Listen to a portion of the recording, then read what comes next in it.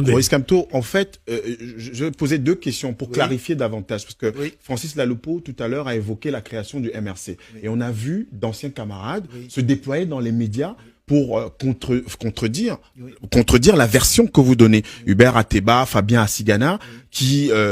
voilà, il y a une théorie du complot, finalement, qui prospère dans l'opinion. Alors, est-ce que c'est l'occasion peut-être de clarifier les choses au sujet de la création du MRC précisément? Si, sur les conditions de création du mouvement pour la renaissance du Cameroun, je crois que tout le monde sait. Et je ne peux pas nier que ces personnes que vous venez de citer étaient présentes, justement, au moment où nous tenions nos premières réunions.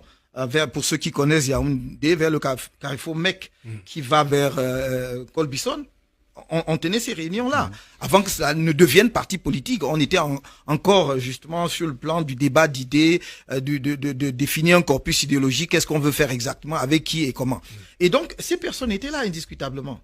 Et je dois vous dire au passage que je me suis pas nommé président du MRC. Et si les gens sont honnêtes, ils vous diront quand j'y suis arrivé. J'ai dit, je voudrais que l'on construise un parti d'opposition crédible au Cameroun. Mon premier souci n'était pas d'en devenir le président, croyez-moi. Et lorsque nous tenons la première convention du parti, c'est pas moi qui me désigne président, c'est eux. Et je n'ai nommé personne à aucun poste. Ce sont eux. Toutes ces personnes que vous nommez, vous pouvez encore leur demander si je leur ai proposé un poste ou un autre, si je les ai nommés à un poste ou un autre. Les discussions se sont faites d'ailleurs autour de notre camarade Fogué, qui était le président du MRP, et c'est autour de son parti finalement que le MRC est né, puisqu'on a en fait converti l'acte de création de son parti en MRC, en parti MRC. Et donc c'est eux qui ont discuté pour dire qui fait quoi, à quel poste. Voilà comment c'est né. Très bien. Et cela a été acté au cours de la première convention. Je pense qu'il était temps, n'est-ce pas, pour que Mamadou Mota ou un autre à l'intérieur du MRC prenne la tête du parti.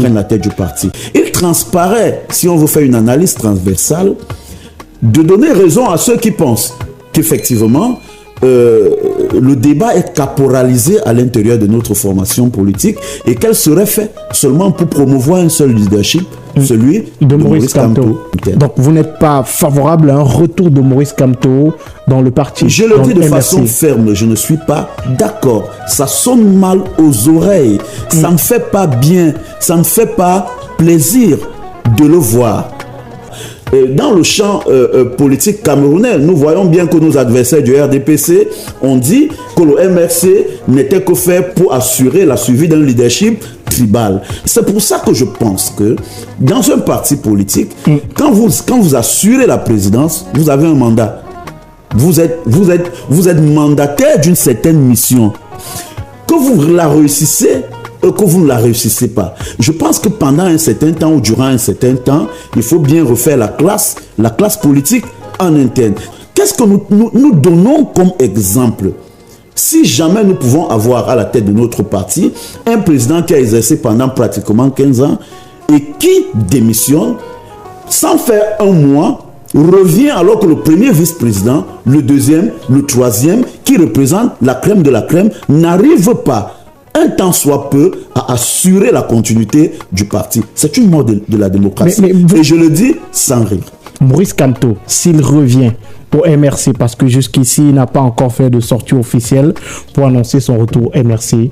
S'il revient au MRC, c'est comme président du parti ou comme simple militant? Mais il est clairement dit dans ce communiqué qu'il revient comme président pour prendre la tête du parti. Vous l'avez pas le communiqué?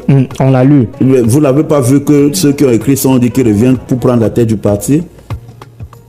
Est-ce que c'est sérieux? Et vous pensez que Maurice Kamto ne devrait plus être même s'il est libre de revenir comme militant? Mais moi, je pense que il a fait le temps qu'il fallait faire.